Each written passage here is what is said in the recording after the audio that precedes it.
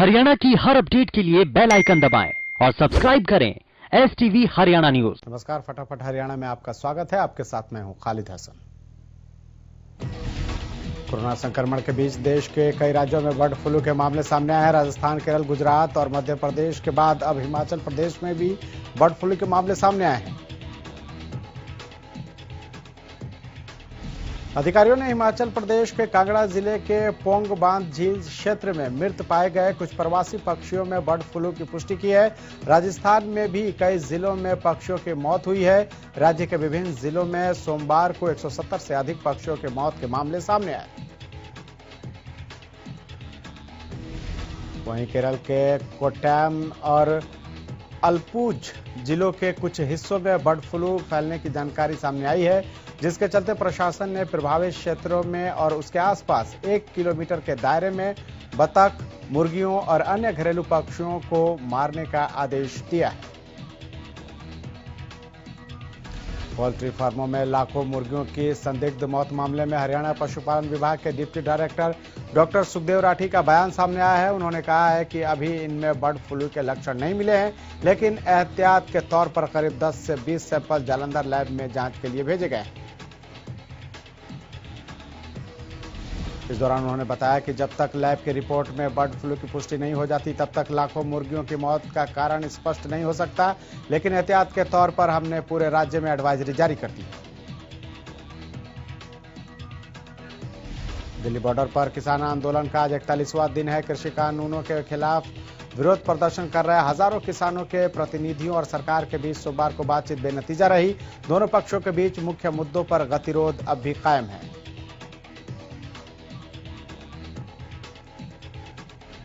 बैठक के दौरान किसान अपनी मांग पर अड़े रहे। किसान चाहते हैं कि सरकार तीनों कृषि कानूनों को वापस लेने के साथ ही MSP पर कानून बनाए।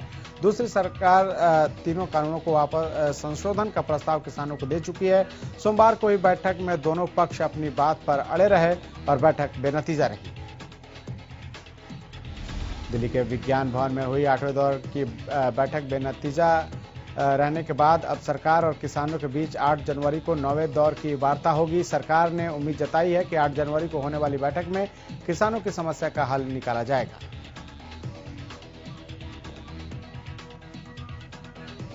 सोमवार को सरकार और किसानों के बीच हुई 8वें दौर की बैठक के बाद केंद्रीय कृषि मंत्री नरेंद्र सिंह तोमर ने कहा कि हम चाहते थे कि क्लॉज वाइज क्लॉज चर्चा हो, लेकिन किसान इसके लिए सहमत नहीं हुए। वो तीनों कानून वापस लेने पर अड़ गए। केंद्रीय कृषि मंत्री नरेंद्र सिंह तोमर ने कहा कि किसानों को सरकार पर भरोसा है और नए कृषि कानूनों के संबंध में कोई भी निर्णय देश भर के किसानों के हितों को ध्यान में रखकर ही लिया जाएगा। उन्होंने कहा कि सरकार ने किसानों के समग्र हितों को देखकर ही कानून बनाया है और प्रधानमंत्री नरेंद्र मोदी के नेतृत्व में भारत सरकार किसानों के प्रति पूरी तरह संवेदनशील है।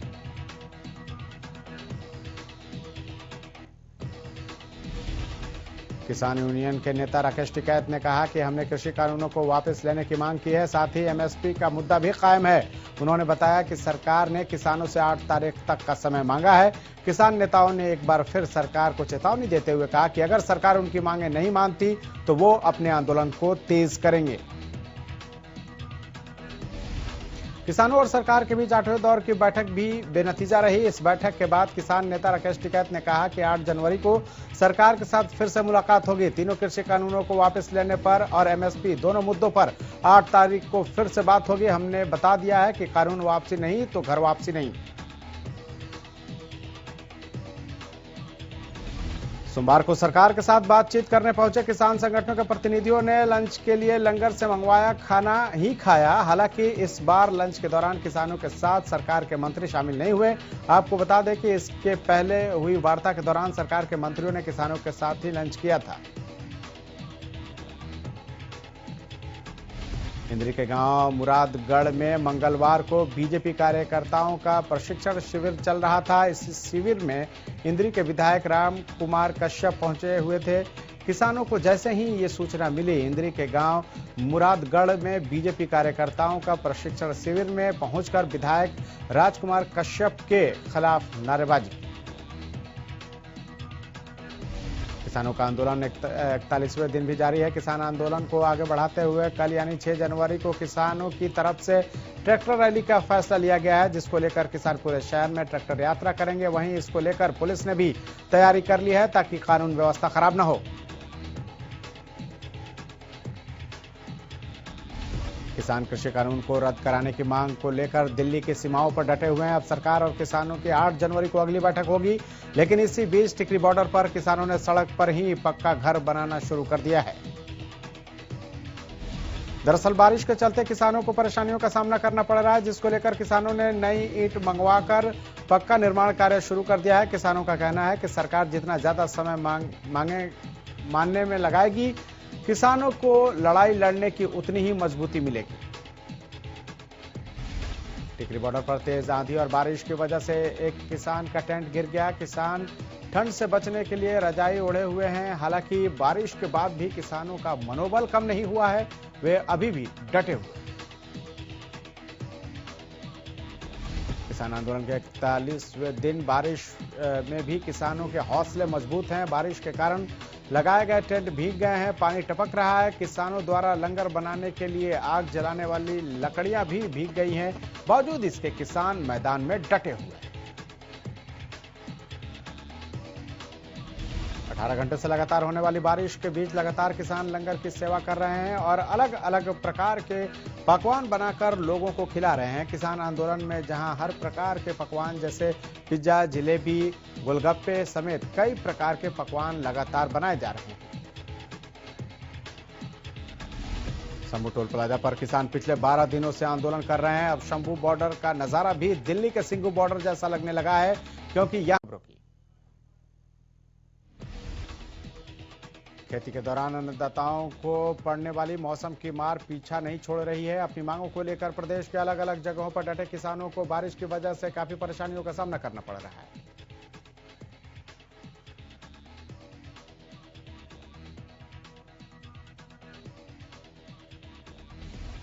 झज्जर में बारिश के दौरान धरने पर बैठे किसान खुद को बचाने के लिए जद्दोजहद करते नजर आए। उधर सोनीपत में भी धरने पर बैठे किसानों के पंडालों में पानी भर गया।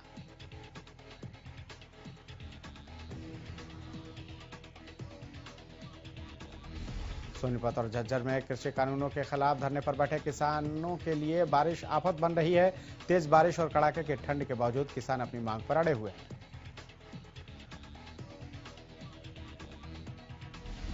देश के उत्तरी मैदानी इलाकों में इन दिनों बरसात का माहौल चल रहा है। पिछले कुछ दिनों से पश्चिमी विक्षोभ के कारण दिल्ली समेत यूपी, पंजाब, हरियाणा, राजस्थान और उत्तराखंड के कुछ हिस्सों में बारिश हो रही है। गुरुग्राम, झज्जर, सोनीपत में सुबह से हो रही बारिश के बाद लोगों को परेशानियों का सामना करना पड़ रहा है। बारिश के बाद कई इलाकों में गाड़ियों की रफ्तार पर भी ब्रेक लग गई है। हरियाणा कांग्रेस ने किसान आंदोलन में जान गंवाने वाले किसानों के परिवारों को 2 लाख रुपए की आर्थिक मदद देने का ऐलान किया है। इसी सिलसिले में मंगलवार को कांग्रेस के कद्दावर नेता अशोक अरोड़ा ने केंद्र सरकार पर जमकर हमला किया। अशोक अरोड़ा ने कहा कि सरकार को हठधर्मिता छोड़कर किसानों की मांगों को मानना चाहिए, क्योंकि कड़कड़ाती ठंड में किसान आज सड़कों पर है। जो अन्नदाता अनाज पैदा करता है, वही आज अपनी मांगों को लेकर सड़कों पर डटा हुआ है। ट्रांसफर पॉलिसी के विरोध में दूसरे दिन भी एचएसईबी वर्कर यूनियन के कर्मचारियों ने कैथल रोड उपमंडल कार्यालय के सामने गेट मीटिंग की। इस दौरान उन्होंने सरकार के खिलाफ जमकर नारेबाजी की। एचएसईबी वर्कर यूनियन के वरिष्ठ उप प्रधान कृष्ण नैन ने बताया कि सरकार द्वारा लागू ट्रांसफर पॉलिसी का पूरे प्रदेश में विरोध जारी है। विवाह में दूसरे दिन भी उनकी यूनियन ने 2 घंटे गेट मीटिंग करके ट्रांसफर पॉलिसी का विरोध जताया है। उन्होंने कहा कि उनकी गेट मीटिंग जो 2 दिन थी, उसके लिए 1 दिन बढ़ा दिया गया है। अगर सरकार ने उनकी मांग पर गौर नहीं किया तो आंदोलन की रणनीति बनाई जाएगी और यह आंदोलन बड़ा हो सकता है।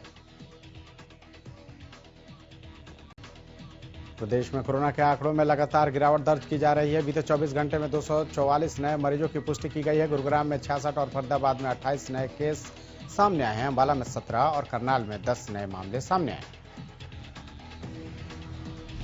प्रदेश में 24 घंटे में 6 मरीजों की मौत के मामले सामने आए। अब तक कुल 2,923 कोरोना मरीजों की मौत हो चुकी है। हरियाणा में कुल 2,63,312 केस अब तक सामने आ चुके हैं और एक दिन में 391 मरीजों ने कोरोना को मात दी।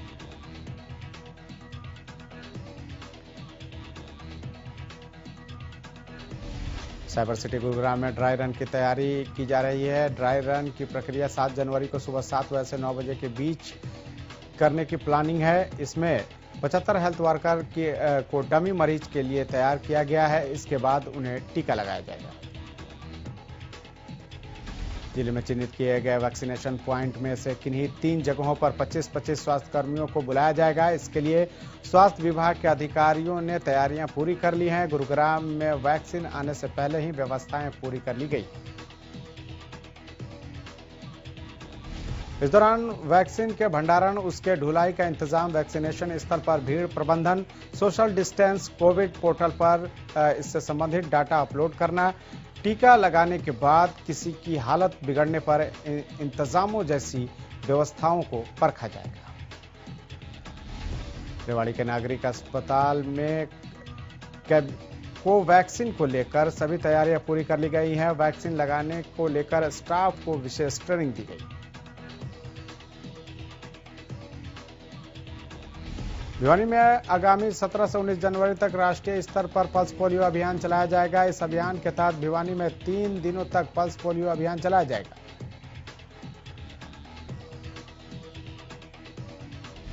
अभियान के तहत 0 से 5 साल तक के बच्चों को पोलियो की ड्रॉप पिलाई जाती है। 17 जनवरी को जहां बूथों पर पोलियो की ड्रॉप पिलाई जाएगी, वहीं 18 और 19 जनवरी को घर घर जाकर पोलियो की ड्रॉप पिलाई जाएगी।